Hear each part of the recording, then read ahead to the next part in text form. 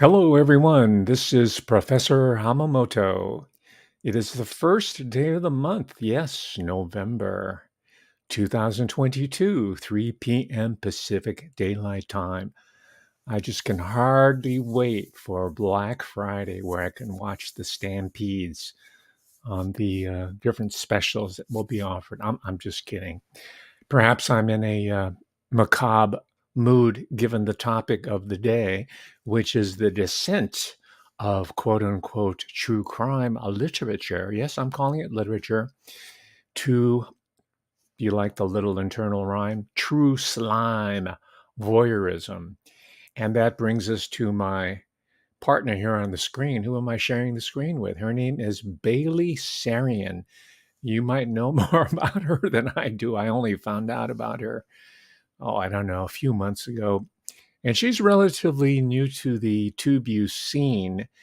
And let me see what the latest stats on her um, are about. Yeah, she has 6.3 million subscribers versus 10,000.3 subscribers that yours truly can attract, and total views 762 million. Right, so this is paying her bills. Right, I mean, it's a full-time gig for her, so I'm not taking anything away from her on that level. She's an entrepreneur. She found out a winning formula, which very briefly is that she applies makeup to her otherwise relatively, I'd say, ordinary face and glams up. In the process of applying the makeup, she's also pulling from the annals of quote unquote true crime.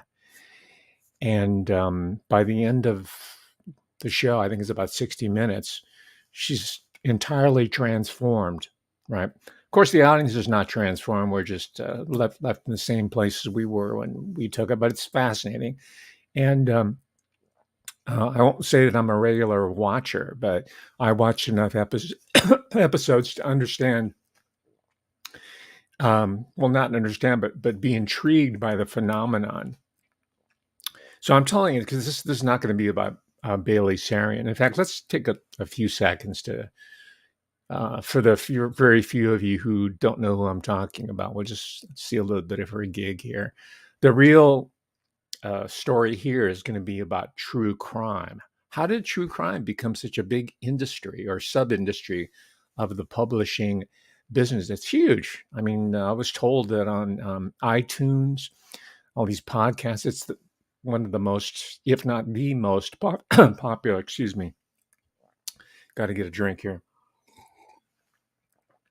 if not the most popular nonfiction genre on iTunes. And it wasn't always that way. And I'm going to explain historically how it evolved, but it's not going to be a dry historical excursus here. By the end of this program here, I'm tying in the fascination and the originator. I think if you can pin it down to one person, I would say it would be Truman Capote, and there's arguments about that, I'm sure. But so far as popularity and celebrity, which is part of being a true crime celebrity, like um, Bailey Sarian, and I think she is practicing true crime, even though her gimmick is different from Truman Capote's. But it's he who, in a book published in 1965, you might have seen the film version or you might have read the book. It's In Cold Blood. It was a literary sensation. So I think it's Truman Capote. And the reason I'm telling you up front here is because I want you to stay to the very end because I'm going to try. I'm going to try. I'm going to attempt to tie in. And whether he did this consciously or not, I'm not really sure. And it doesn't really even matter. But what he achieved was to expose to the larger population, right, including myself, because most of us, until Capote was writing about it in large, I won't say mass market, they're like for the educated public, magazines, publications, right? I've been talking a lot about magazines lately, Condé Nast, Anna Wintour, Vanity Fair, fashion magazines, in conjunction with people like Alexander McQueen and Kate Spade. And as you understand, there's a whole celebrity nexus, excuse me, a whole celebrity world. I shouldn't have eaten before I came. I was so hungry. Because I've been working on this all morning long, as well as yesterday. But it was Truman Capote who really tapped into it. And in many ways, in researching this, I said, wow, he's very much like Alexander McQueen. He comes from one of these tortured, maybe literally. So I think he was also one of those sexually traumatized boys. Um, I'll have to do some real research. I mean, Alexander McQueen himself claims it, so that's a fairly good authoritative source there. But Truman Capote, I don't know about the particulars. As more scholarship comes out, it's beginning to hit too about Truman Capote. We'll learn more, but there's a lot of similarities. But the big similarity that's pertinent to today's talk, and it connects this talk with that of Alexander McQueen, which, thank you very much. It was very well received for someone who's being suppressed, right? And who doesn't get any play, right, by supposedly independent journalism. They'll promote goofballs, right, but not Professor Hamamoto. I'm not feeling sorry for myself. I've been doing some research. There's this one news aggregator who, I won't give you her name, but as it turns out, it's a bullshit name. It's a fake identity. I think it's some kind of British Five Eyes intel, probably Canadian, So but I'm on her mailing list along with these other people. And I was wondering why they never let the yellow man have any sort of promotion, right? It's just some goofballs. I mean, there are some people that she's promoting personally that they're excellent. And she'll even, I won't say she has a total ban on all yellow people. She does promote Yoichi Shimatsu, who is well deserving of that. I know him. He's a friend, associate of mine. And I told you before, I visited his operation in Nanjing because I'm a serious writer. I'm a serious researcher. I'm not a Googler. All right, I go where the action is. So I won't say she's blocking out all yellow people, but she'll never promote my work. And she knows who she is. And it turns out, true to my suspicions, she's operating under an alias. So I'm just telling you this backstory because this is how the intrigue works, even at my low level. And that's how someone like Bailey Sarian gets pushed to the top, or Professor Jordan Peterson, or whoever. I'm just using him as a name because he's emblematic what happens.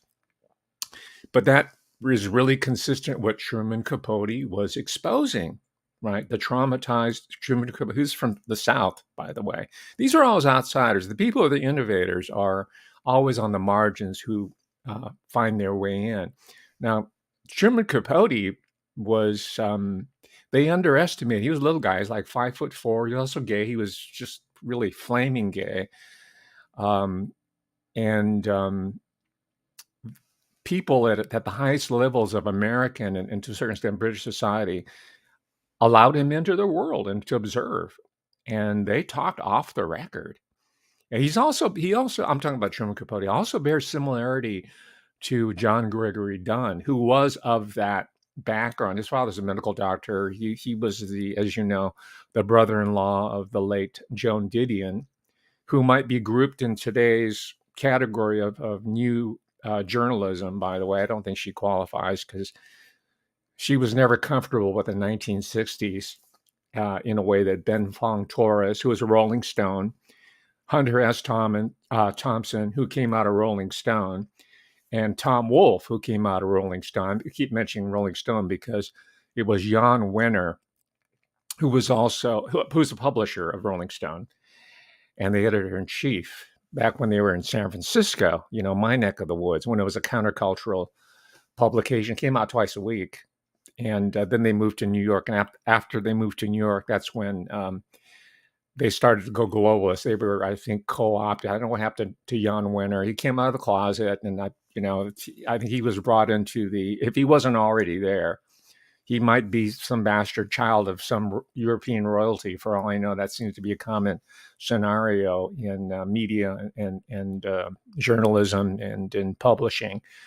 That requires a little bit more biographical research for those of you who are interested. There's a lot of room for growth, ladies and gentlemen. If you're a younger person or even a mature researcher like myself, stop Googling, okay? And because there's tons of new material that needs to be over, and at the same time, you'll make a career for yourself. You're not going to make a career for yourself if you're ripping off Alex Constantine. You know, the guy did all the great work on rock stars. Which, by the way, I posted an excerpt on my Patreon. If you want to support me there, you're going to get a lot of good material there.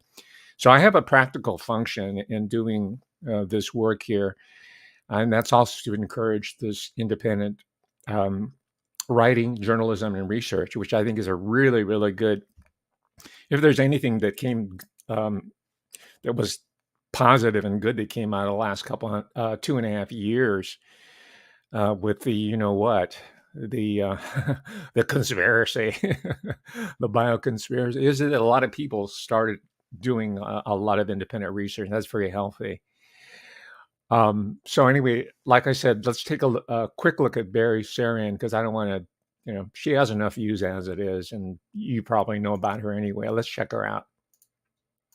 People, and it was a very interesting story. I'm glad that a lot of you found it interesting as well, because was she the bad guy? I don't know. Yeah, it was debatable.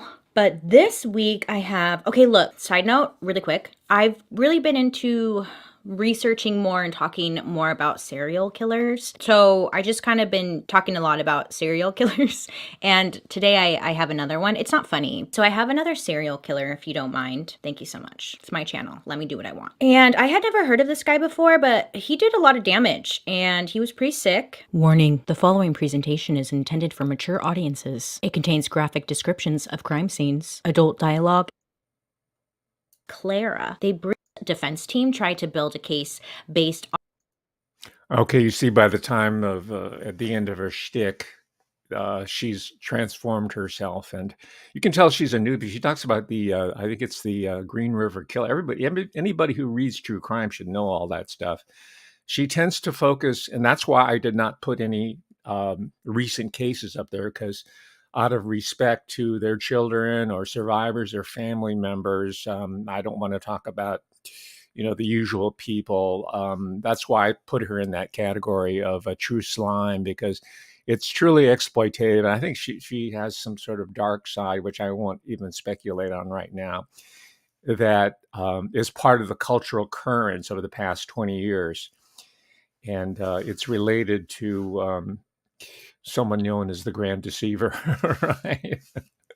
But this talk is not about her. This is about Truman Capote. It's about Jan Wenner, the publisher, Rolling Stone.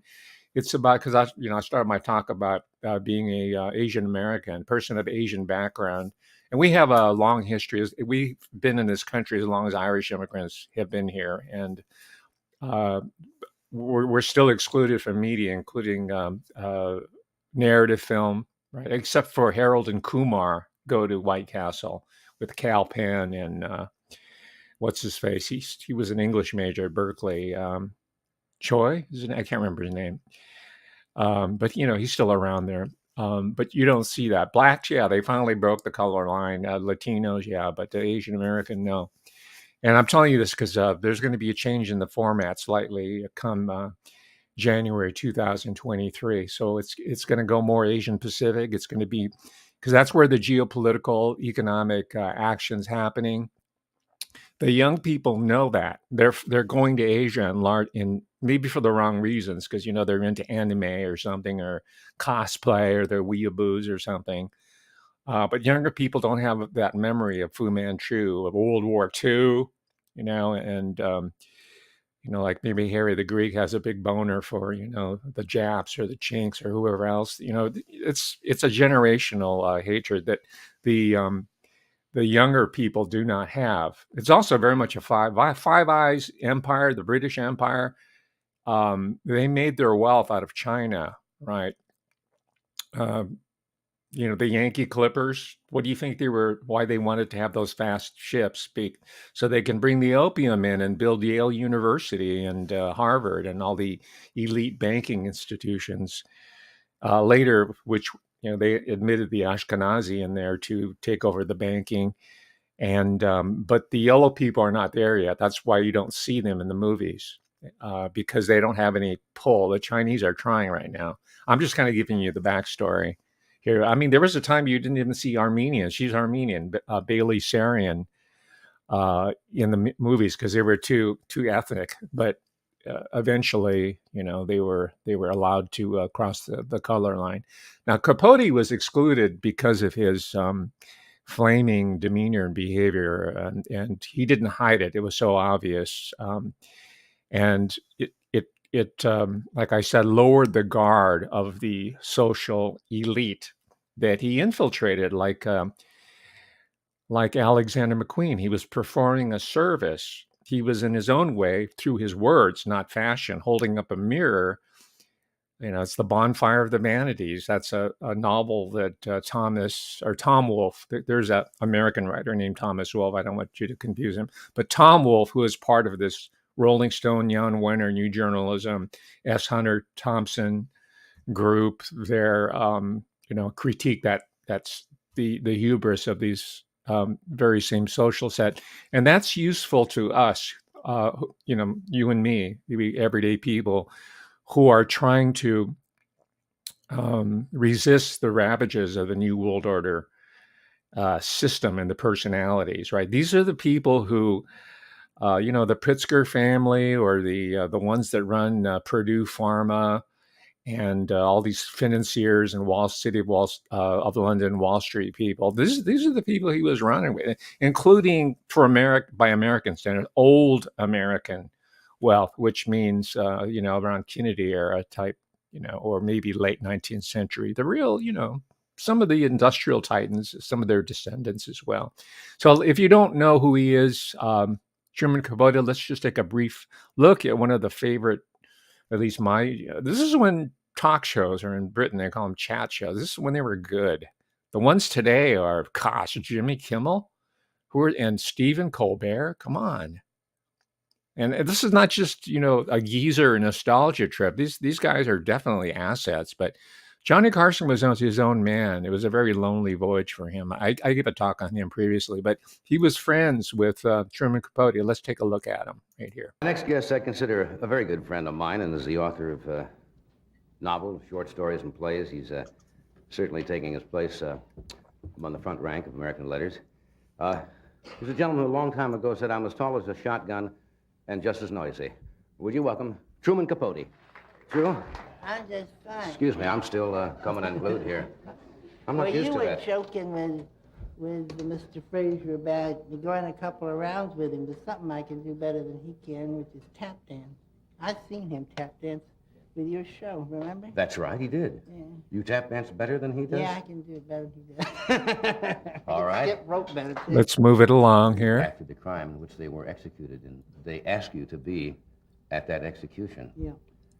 And I think, if I remember you saying at that time, if anyone would ever witness an execution, whether by hanging, I suppose, and I suppose whether it was in a gas chamber or electric chair, that one would probably not be for capital punishment, no matter how heinous the crime or anything else. Well, I don't think you could be, but I mean, especially by hanging, because it's really that.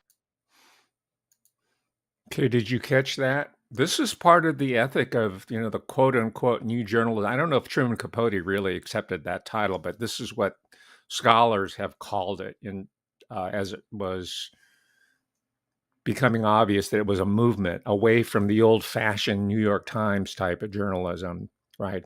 And it's very much a reflection of the counterculture in this. I know there's a lot of 60s, and he wasn't a hippie, he was older than that. And neither was Hunter S. Thompson, or Thom Wolfe. They were older than the hippies, but they knew that something was happening and it needed to be documented in a unique way. In Cold Blood, this is the reason why I think he's Capote. In Cold Blood is the locus classicus of true crime, 1965. And this is when the Beatles were like really starting to break. You might think it was innocent times, but there was a dark side of the society that was operating below that, and it really started to become more obvious, and that's why he was so prescient. Capote really started to become obvious when these synthetic groups like the so-called Manson family or this SLA with Patty Hearst, right? They started coming in here, and we know that a lot of these more and maybe some of the more recent ones. I suspect, for example, the Golden State Killer, who operated not far from me. He was up here in Citrus Heights. This is in Sacramento County where I live, and he ranged Golden State, referring to the Golden State of California, right? The Golden State built on the discovery of gold and the extraction of gold and the building of the Pacific Railroad by a bunch of Chinamen. Right? And I'm going to talk about a Chinaman who got a job on Rolling Stone, Ben Fong Torres. He's my hero. All right. So these crimes. So I don't know if Capote knew that, but he was a sensitive artist, and I think he understood the nature of celebrity, which is why he blew it apart. Right, the self-importance and the power these people wield in society, just because of their genetic inheritance. These people aren't doing. They're parasites. They're vampires. And he wasn't deceitful at all. I don't think he misrepresented himself. He never said this is off the record, and I'm not making apologies. He doesn't need my endorsement. I'm talking about Capote. He speaks for himself, and you'll see what I mean when I run a larger segment of his contribution to the new journalism, and then contrast it to this wannabe, An insanity. Bradley Sarian or Bailey Sarian, who knows nothing. And the thing is that she's hoodwinking 6.3 subscribers, right? And the millions of people. And she's, in essence, just talking out of her ass. I'm sorry for the profanity, but, well, I'm not sorry, because I need to underscore the fact that it's exploitative, it's sleazy, and it's also, I think the worst of all, it's misleading the public about the true function, purpose, and politically subversive potential of true crime. Right. And I'll give you a concrete example. Thank you. I'm not going to give her name. Her first name's Kathy. She turned me on to this series of books by Steve Hodel, who was a Los Angeles Police Department detective, an investigator. And I agree with his argument. He's meticulous in his own forensics, in this case, criminal forensics. This is a true crime book that is worthwhile because he connects his own father, who's a medical doctor, with this milieu in Los Angeles that included film directors, actors, producers, right, who were involved in this network of abortion and probably targeted murder, targeted killing, okay? So that's why I say that true crime is a very, very important literary genre. We're fortunate. I feel fortunate living here. Let's imagine if we were living in the times of George Orwell, right? 1984, Animal Farm, blah, blah, blah. Well, you didn't know he started out as a journalist. He's a literary journalist. I don't know if he was under Orwell at that. He probably was using his real name at that point. But a lot of great men and women of letters were doing journalism. Then he hit a lull. Now and I think this topic is important, especially now, because we've seen corporate journalism abandon its responsibility to the truth over the last 2.5 years. So we need a new journalism, and I think I can feel it coming. It's going to come from some younger people, 19, 20-year-olds, who said, "Man, this is bull." Or people in grad school, the Columbia School of Journalism, which completely rolled over to corporate media over this, and Medill School of, or I don't know how you pronounce, is that Northwestern Medill School, Syracuse, Berkeley, all the schools of when they became I'm talking about journalism schools, just like teacher education. When they became institutionalized in the university, they already handing themselves over to the Pentagon and to the financiers of Wall Street and whoever else, right? But I hope you caught it. I'm optimistic that that's about to change. These phenomena go in cycles. So if you can hang on, and it's biblical, typically in 7-year span of time. With maybe social media, it's more like 5 years. But and that's what I'm doing here, in order to not just demoralize, which is the object of propaganda, but to inspire people, saying, "Hey, the best work being done now is by so-called amateurs, and there's going to be more of it." All right, so let me first back up a little bit. Truman Capote was never a gay activist. He didn't have to be. He did it, and I'm mentioning that because the whole gay movement it was organic, right? It came out of a community, just like the Black civil rights and the Asian American civil rights movement, Latino. They were organic, but then the corporations come in. They find someone, a brown face like Cesar Chavez to put in front of the United Farm Worker, whoever else it is, and it becomes corporate, just like journalists, just like sports, right? They get some joker like Kevin, or what's his name, Copernic, right? So we always have to be in a process of rebellion and resistance against the upcoming co-optation, like rock and roll. I mean, that was organic, that was real. That's why the 50s and the early 60s material, we understand it is coming from the grassroots. Not to romanticize it, because believe me, there was a lot of skullduggery in that industry from the get-go. But it's been corporatized now. It's run mostly by Swedes. Talk about today's pop music. Spotify is a Swedish organization, and there are Swedish. If you want to pick a group who's not inoffensive and can go under the radar, let's talk about Sweden. And they're the ones who are running all the mind control, if you want to use it, the carrier wave frequencies on pop music, and they're in L.A. and they can pass because they don't have my face. They look Northern European, so they get a pass, and they'll get promoted accordingly. I'm just a slight digression because I want to show you that we're dealing with a large system, and Capote, like McQueen, he penetrated the system and he tore it apart. Just like James Joyce, the great Irish writer, or the world writer, right? And he knew what he was doing. He said, I'm going to, because, English language was standard English, was not, they had their own language, in Ireland. Just like the Scots had their own language, the Welsh, these traditions, the language, the culture, I already went in on this. They were obliterated by the imperial center. Right. Same with all the groups around the world. They tried to do it to the Hopis, Navajo. Every group, we're all in solidarity on that level. But Joyce said, "Yeah, I'm going to go in," and he studied at Trinity College, the Jesuit Institute. So did a number of important people of letters. And I'm going to create linguistic terrorism. As an Irishman, as an act of rebellion. So you can do it through words. And Truman Capote, I know that's kind of a stretch, but Truman Capote performed a similar function. Not that he might have been aware of it, but I think because of his outsider status, which was not his fault. He was born in rural Alabama, I think. His father was a ne'er-do-well. That wasn't his birth name, by the way, Truman. I think he adopted the last name of his stepfather. Anyway, you can read the bios on your own, but he was an outsider. And so if you are an outsider, embrace your outsiderdom and make art out of it.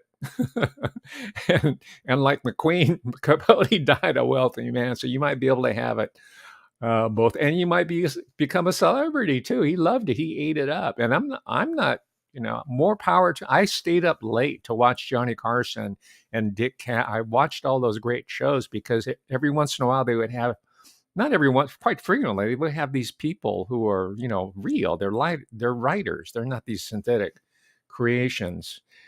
Okay, I got to get this in because there's so many intersections here of the national security state and whatnot. And most of you who are subscribers to my channel and in the live chat know the backstory, so I'm doing it for you.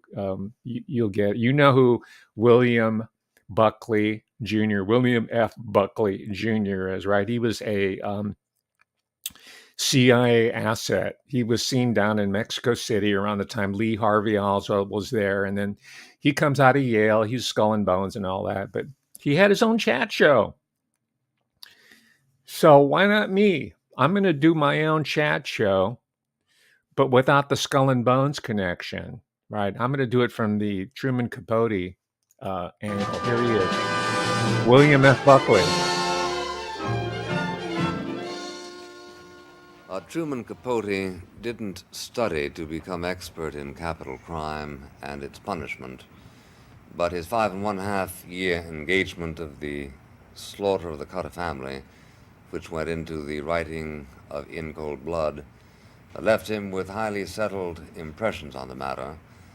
And sure enough, everybody nowadays goes to Truman Capote, as for instance Esquire magazine in the current issue, for his views on major crime.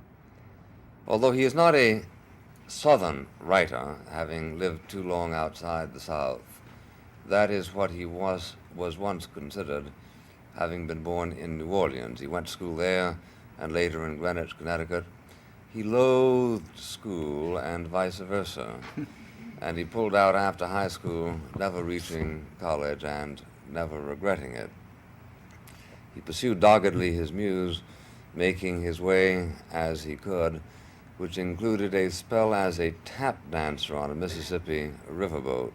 No, it's not true. The New Yorker magazine used him to deliver packages, even while he was beginning to write the stories that made him famous and got him 3 times running the O. Henry Prize.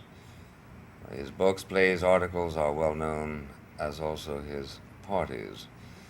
I should like to begin by asking Mr. Capote whether systematic executions of killers over the preceding generation might, in his judgment, have stayed the hand of the murderers of the Cutter family.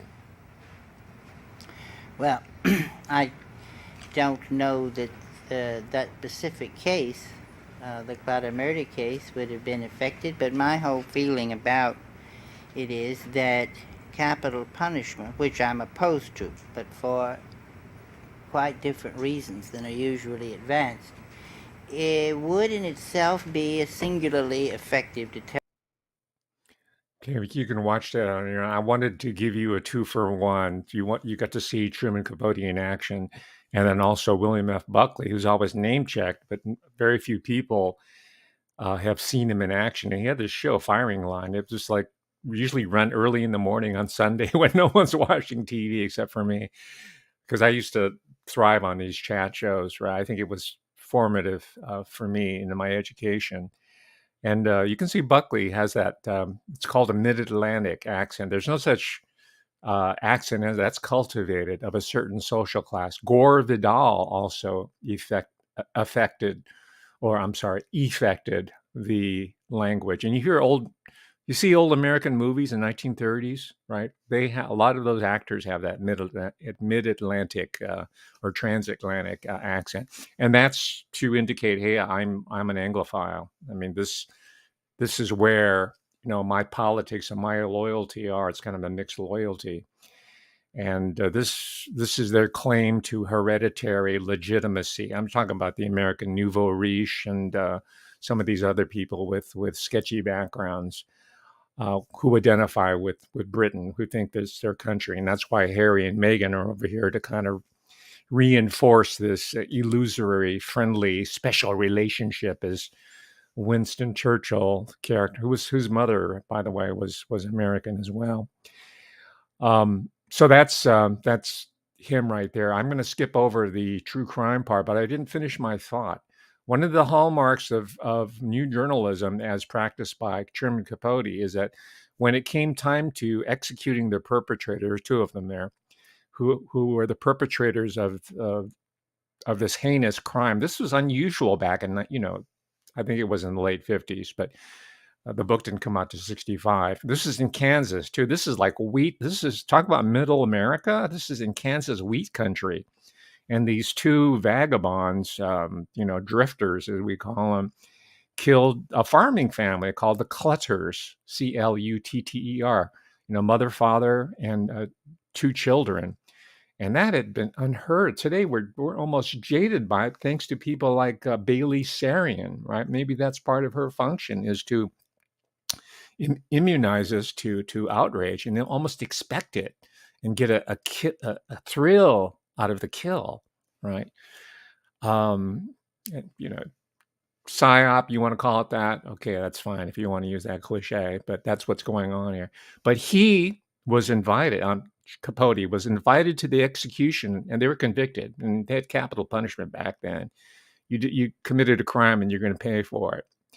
And he observed the hanging of the two perpetrators. And of course, as you heard, William F. Buckley, he's being a little snide.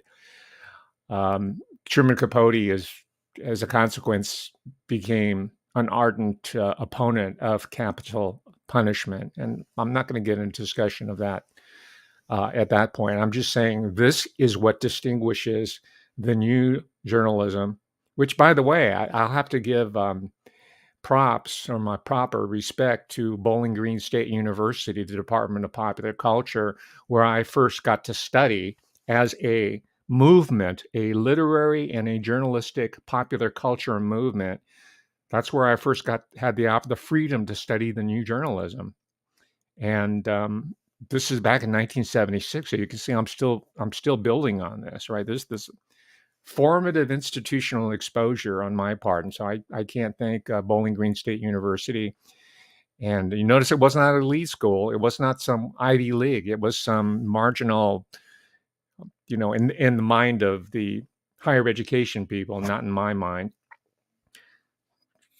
Some university in Northern Ohio, outside of Toledo, by the way, that started this Department of Popular Culture. This is by the time I got there, it had already been around for a few years, but this is before it became cool. All right. And that's what I'm talking about. Again, it's another example of coming in from the margin. I was able to make a career out of it. I'm talking to you today because of that background that goes back decades now. But anyway, and I'm also showing you how I first became acquainted with people like Norman Mailer, who I would probably consider a new journalist, even though he might not accept that tag. And by the way, he was one of the co-founders of the Village Voice in New York. It's gone now. It's been bought up by some corporation and disassembled, piece by piece.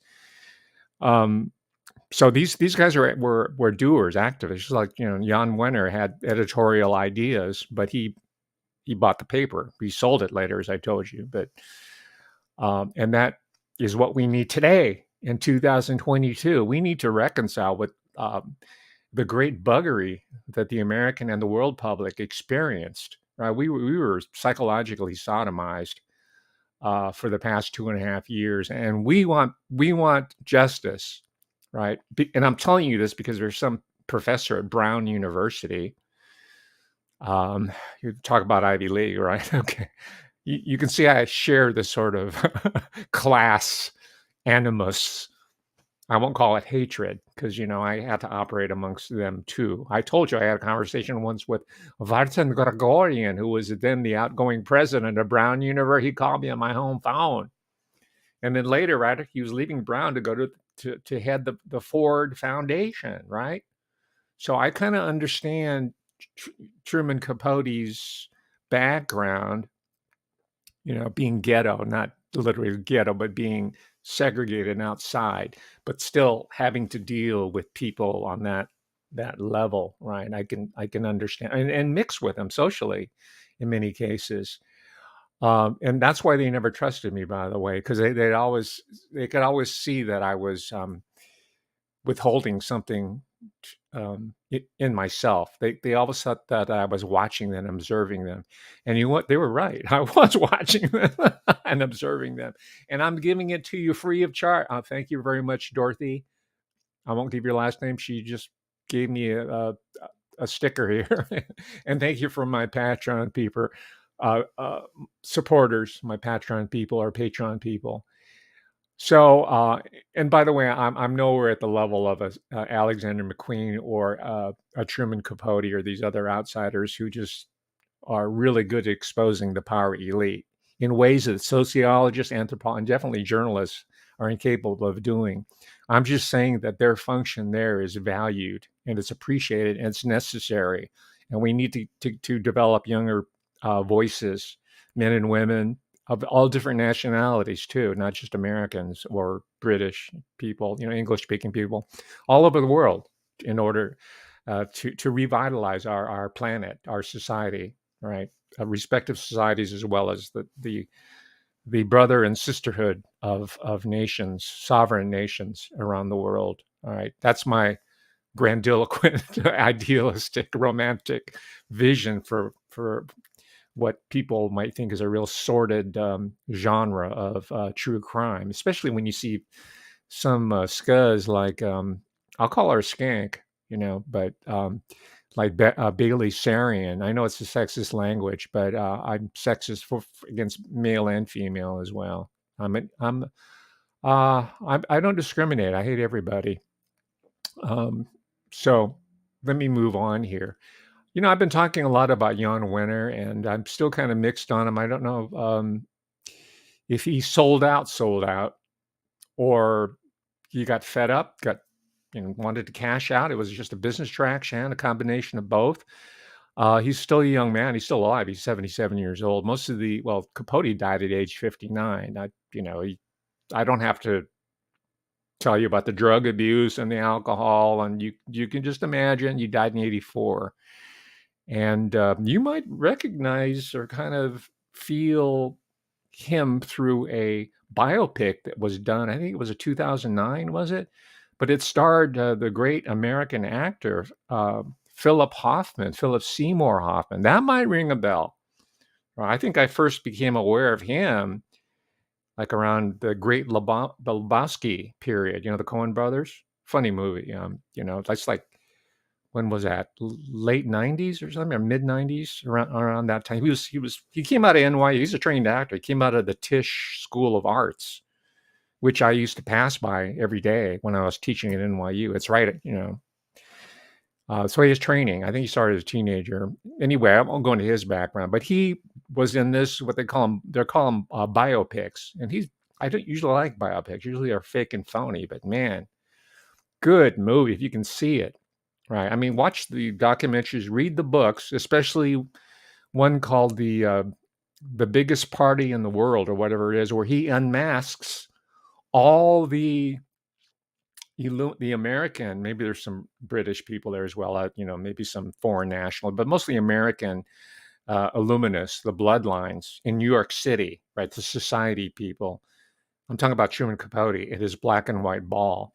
And again, I'm a fanboy of journalists, new journalists or old journalists and writers. Okay, I'm a fanboy. Fiction as well. And one of my favorite, Deborah Davis, I'll show you here before we end here very, very soon. I'm sorry I digress so much. But this is the takeaway point. This is why new journalism, the new journalism, which is in the process of formation. And ironically, it might be coming out of places like YouTube.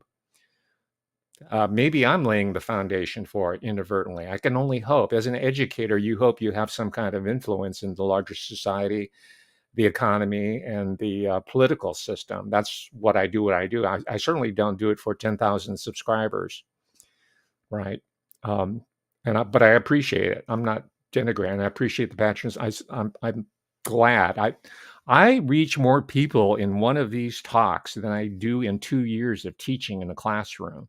So that alone justifies me, at least in my mind, me being here. The people who are studiously ignoring my presence and my role and my influence, like these news aggregators with fake names of dead actresses who are promoting goofballs, they're threatened by me, and they should be. Because, the reason why you're not highlighting, because I can investigate shit and I'll find out. I'll find out the lie. I'll dig deep wherever it takes you, takes us, and takes me, and takes you. I'm bringing you along for the journey. Okay, let's look at the masked ball, because, all the so-called pop-up pundits, all the experts who call Googling research, They'll talk about the Rothschild ball and the Illuminati and that. But did you know about Truman Capote's black and white ball? No, you didn't. Professor Hamamoto is telling you this. But will any of these suppressors, who were probably Five Eyes, but I suspect she's a Canadian national since I'm always ranking on them, right? Do you think they're going to link to me? No, because you're going to figure it out. Here it is. Talking about her own book, Deborah Davis. And I got clued into her work by this great book by Deborah Davis. It's called The Georgetown Ladies Club. It's told from through the point of view of the women who really run the American society and the economy, because their husbands die, right? they outlive them, and typically, they have a starter wife, but by wife 3 or 4, they're like 40 years younger than them or 30. So they're around and they wield a lot of power, and they'll create, world historical figures like William Jefferson Clinton. They have to go to Kalorama. This is where Obama's live right now. They have to go to Georgetown, the Kalorama area, and kiss the ring of the Georgetown Ladies Club in order to be allowed to become president of the United States. And that came from she's too young to be part of the new journalism crowd, but I think she was influenced by Deborah Davis. Read her material. Read this book about Truman Capote's black and white Rothschild ball in New York. It was the event of the season. They were clamoring. I'm talking about the society matrons, Brimer. We're clamoring for an invitation, and they would spend an entire year just to design and implement and realize their little Venetian mat. Well, they're not technically Venetian mats, they're little Rothschild type mat. Well, they weren't really Rothschild either. They were more subdued, but it's the same masking occultism. We're talking about ritual. And our man, Truman Capote, and by the way, he lost his status in the publishing world. He became an exile. He died, I think he was killed, actually. Supposedly he was taking one of his Pergadans or his tranquilizers, and he was asphyxiated from inhaling the cap to the tamper-proof bottle, right? You buy that one, it's like some, grown man strangling himself on a shower head, right? We've heard that one before. So that needs to be investigated. He's dead at 59. And he did it out of truth. He witnessed the execution. He did New Journal. He was on there. He was pursuing truth as he thought it was. Was he the perfect witness? I don't know. In literary theory, there's called the unreliable narrator, right? That it's part of the story. Their ignorance or their naivete or whatever it is, whether it's To Kill a Mockingbird or seen through the perspective of a child or a tale told by the idiot, that's called an unreliable. He wasn't the total reliable narrator like he claimed to be. He claimed he had a photographic memory and never had to take notes, and he claimed that he could transcribe from memory dialogue, and his dialogues, oh my gosh, incredible stuff. So this is him exposing the American Illuminati, which until this show you didn't know anything about. So thank you very much. There's a possibility that Roger Sterling would have been invited to the black and white ball because he certainly travels in the society world, and he might have found his way there. But there is no question in my mind, Don Draper would definitely have been invited to the black and white ball.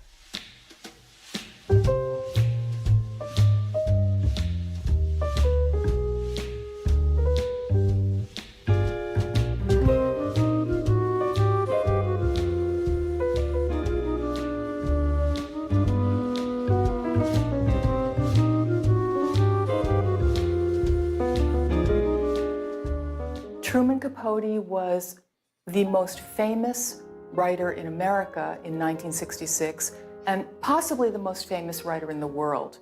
We all know him for Breakfast at Tiffany's, but he had just published his book, In Cold Blood, which he called a nonfiction novel, and it was a blockbuster. It was a bestseller the day that it was published. News of Truman and his literary triumph circled the globe, and he really was the writer who was on the tip of everybody's tongue at that moment in time. I think I met him at George Plimpton's at a party. George Plimpton was an editor of the Paris Review and whatnot, and Let me interject something very quickly here, if I may. Notice George Plimpton, Paris Review. I've given talks before. I've alluded to him and his set. That he was a CIA asset, right? Just like the writers, the Iowa Writers Workshop, where Kurt Vonnegut taught for quite a bit, in and out, and other writers of repute, were all CIA creation. So that's that George Plimpton. I don't think Capote recognized that. He was just hanging out and talking about it. But Plimpton was part of that New York-centric literary set that controlled what people like me who were reading in the magazines and movies, like he did Paper Tiger, for example, with Detroit Land, George Plimpton. And he edited this very influential Paris Review, which I ate up. I bought all the volumes of writer because, I was a wannabe. I still want to be a writer when I grow up. But little did I know that, hey, just like today, I'm being excluded from any mention or links to these news aggregators, supposedly on our side, by Five Eyes operatives with fake aliases who distribute to a select group. I didn't realize at the time that world was not for me, right? I'm going to run out of time, but I'll return to someone by the name of Ben Fong Torres, who broke the color line in Rolling Stone. He's a Chinaman, and who hired him? Jan Wenner. So I tip my hat to Jan Wenner on breaking the color line. he used to give these great kind of very cool parties, and Truman was there, and I met him there, but I also met him probably with a lot of the ladies he lunched with. He was extremely interesting. He spoke very well, and of course he was a bit of a cartoon character himself. He was very clever. He was very funny.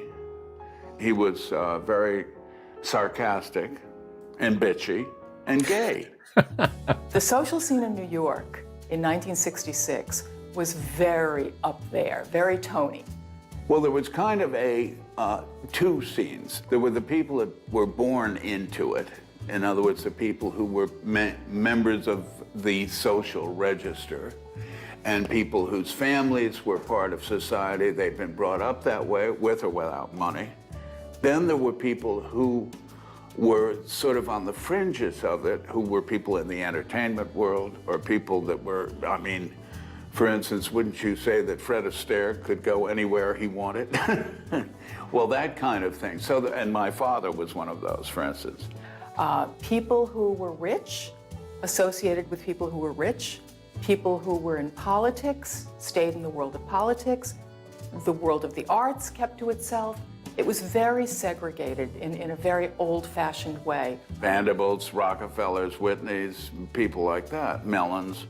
And, you know, Truman sort of hung out with all of them because, well, you see, his best friend was Babe Paley, or one of them. Babe Paley's sister, she had two sisters. One was married to Jock Whitney. One was married to Vincent Astor. So that ain't bad. He very cleverly befriended the wives of very, very powerful men and became their style advisor. He would tell them what lipstick to wear, what designer to go to, and he loved to gossip. So that just made him a wonderful companion to the very rich, to the very poor, you know, everybody. He crossed all barriers. Many of the people that he hung with were people who were of a certain social strata that used to come around to where I was playing, which was a place called the Maisonette in the St. Regis. He was such a funny, interesting, engaging person that they all flocked to him. Well, after the publication of In Cold Blood, Truman found himself in a position that most writers never experience. He had money in his pocket and he had time on his hands. And he decided that he wanted to throw himself a big party, have a big celebration. but he didn't want it to be ordinary. And somewhere in the back of his mind, he remembered Dominic Dunn's great party in Los Angeles that had been a black and white masked ball. And Truman decided, I'm going to do that in New York, and I'm going to do it bigger, and I'm going to do it better. If I may interject, that was a picture of the young Dominic Dunn, who was the brother-in-law of Joan Didion, who comes out of Sacramento royalty, as it turns out, who was part of the new journalism, but was very uncomfortable and skeptical. She liked to have young actors and creative parts in their home with her husband, John Gregory Dunn, who's the older brother of Dominic Dunn. And of the three, I would pick hands down. I've said this on different talks. Hands down, I think Dominic Dunn is the better writer of the three. And I would include him in the top ranks of the new journalists. Everybody needs to read Dominic Dunn. He came from this privileged background, as I said, but he also had this internal resentment of his own social class. He's kind of like he betrayed it, which is worse. I mean, that's unforgivable, right? So anyway, that's Dominic Dunn. He was part of this milieu, as Deborah Davis is discussing here. Funnily enough, he did mention once to me something that he had heard about. My father, he was in California for a while, and he and Cary Grant and a columnist, a very important columnist, writer for the Hearst people called John McClain, and I think it was Jimmy Stewart. No, Cary Grant, I guess it was Stewart, and McClain decided to give a party after the war as a payback for people who had invited them out in California. And it was at a place called the Garden of Allah. And it was a very similar type of party. And Truman mentioned that party to me. He said, I read about this fantastic party your father gave. By the way, the Garden of Allah is, that was a predecessor to the Hotel Marmont, that was made famous by the death by Speedball of John Belushi. That's where all the rock stars in the early that was the competitor in town, and it was run by. She had like a salon, Alla Nazimova, an actress. All manner of debauchery, gay, straight, lesbian, you name it, drugs. This is old Hollywood, golden age Hollywood. So that's what he's referring to here. And of course, Truman Capote was all about that. Crazy. So that was kind of a template for that party. Truman, who was, had a passport to every single world, decided that it would be really fun to put all of these people in the same room at the same time, as if they were all equal. This was going to be a night when anybody could talk to anybody. This party sort of put them all together, regardless of Jewish, Catholic, et cetera. For instance, the party was given by a gay man for a Jewish woman, right, namely Kay Graham. And, all of this didn't matter. Truman had... Catherine Graham, of course, was the daughter of Eugene Meyer, who was the first president of the World Bank, who bought this struggling paper that became the Washington Post, which today is known as the Washington Compost, right? I'm talking about journalism that needs to be rejuvenated, right? That's the trajectory of it, and Capote was anticipating that. That was his world. Yeah, he's a friend of Babe Paley. Babe Paley was the wife of William Paley, who ran CBS, which included the Record, all of the CBS division. But he was the guy that ran the CBS network. You talk about power in the post-war. He was there. So he threw himself a party. Had a whole flock of women he called swans. And they were among the most beautiful and the most stylish and usually the wealthiest women in society at that time. Mirella Agnelli, who was married to Johnny Agnelli of the famous Fiat company. There was Gloria Guinness, CZ Guest. These women were extraordinary in their world, and everybody knew who they were. They were the women who were in vogue all the time. He was very calculating about who he gave the party for, because don't forget there were all these, as you call them, swans. Had Truman reached into that flock and picked one of them, the others would have pecked her eyes out. And so why not give a party for a big deal in Washington? So he did. He went outside of that circle and decided that Katharine Graham, who was the publisher of the Washington Post and a recent widow, she would be his guest of honor. She was Switzerland, completely neutral. Nobody could object.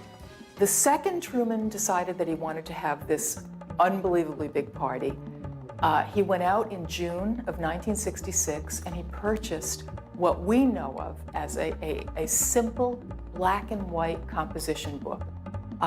He carried this notebook with him everywhere, because this is where he started recording his guest list. And if he saw you, he'd think, and he'd make a spot decision, I'm inviting her to my black and white ball. And he'd write your name with a number next to it, and then move on to the next person. People knew exactly what the notebook was. And if they didn't know, he was sure to tell them. He would say to people, maybe I'll invite you and maybe I won't. And he wielded this notebook like a weapon over New York society. And the worst thing that could possibly happen if you were with Truman was for him not to open the notebook and put your name in it. Social death. Truman asked his friend Eve. Okay, you can find that on TubeView if you want to look for it. I can't recommend it highly enough, because it gives you an idea not only of that inner world that most of us never have access to, but also shows you how writers are so important, including Truman Capote, but also by extension Deborah Davis, are important to our understanding of the power system, right? And to me, Truman Capote was an intuitive as well as a very calculating exponent of what I call the Yojimbo strategy, and that's to infiltrate the enemy camps, think that you're working for them, hire yourself out to opposing bosses, and allow them to destroy each other, right? Because they still haven't really recovered from the betrayal of Truman Capote. Now, like I said, he was sacrificed in the self-sacrifice in the process. So we have our work to wrap it up. We have our work cut out for ourselves. Truman Capote used the old-fashioned black and white school composition book. I have something that I call a reporter's notebook. It's slender. It has a really nice binding here. It's got hard boards on it, so you can stand it up, and it acts like your own clipboard. It can fit in your jacket and your purse. So carry this around, take notes, exercise your memory, do a lot of recordings. You're all hereby deputized because we all know people who are, the 6 degrees of separation process. We know people who know people. And Capote was, catapulted, as you saw, to fame and went right to the middle of it, right to the core of it, and was able to reveal what I call the architectonics of political, economic, and cultural, social, fashion power. They still haven't been able to live it down. I think that's one of the reasons why they had to bring in Tina Brown and Anna Wintour from Britain in order to tamp down all the resentment that was being felt towards these people whose lives behind the walls, behind the gates, had not really been known by the general American public. And that's how they escaped being marched on with torches and pitchforks. Now imagine if something like happened, just saying, 2022, people who are doing service work, doormen, maids, or whoever else, courtiers for some households in Santa Barbara County, for example, or Brentwood, California, Calabasas, servants, it's like backstairs at the White House. We need to hear more of those stories, right? Maybe that's one of the reasons why they want to go AI and robots, so they don't have human beings. Nowadays, of course, they make you sign an NDA, a non-disclosure agreement, right? Because of being burned multiple times. But whether it's enforceable I don't know. So anyway, that's in a nutshell Truman Capote. I didn't get to talk about Thom Wolfe, Hunter S. Thompson. Most of you know about him, or you think you know something about him. But they're also key persons in this, what I call true crime explosion, which is big today, and now it's being exploited by Scuzz Bucket, Bailey Sarian, and many others. She's just one of the more obvious manifestations of that. So we got to take it back. We got to take it back down to Truman Capote, and that can be done by you and me. All right, we'll show you how starting on Thursday, and that includes making films and doing tube views as well. All right. Okay, thank you for your indulgence. I hope you and find that book about the party of the century. It's funny. It's a hoot. Every page, it's like, my gosh, because he had that kind of puckish. I'm talking about Capote. He had a puckish sense of humor, but he was also very elegant in describing, and very sparse and no extra words. Are very journalistic. Very few adjectives, just very straight to the point. I mean, that's literature. Okay. We're getting lessons on many, many levels. Truman Capote, don't let his memory fade out. He's been gone from us for a great while, but he is one of the best of all American letters through the whole history of it, right? Truman Capote.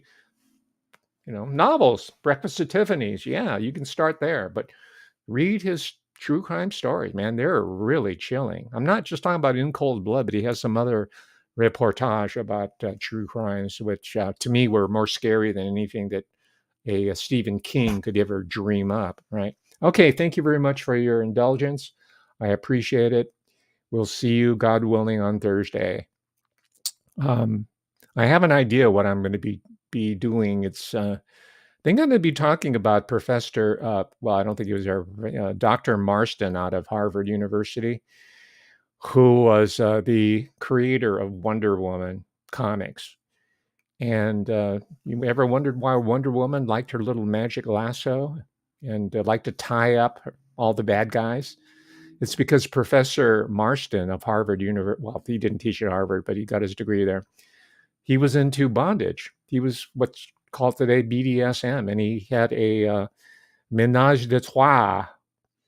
He had a polyamorous relationship throughout, his adult life. So those are the origins of Wonder Woman. I think I'm going to do that. I'm not going to promote the Israeli actress Gal Gadot. Don't worry about that. Tells me there's some, heavy money coming in from overseas intelligence in order to promote, their superstars.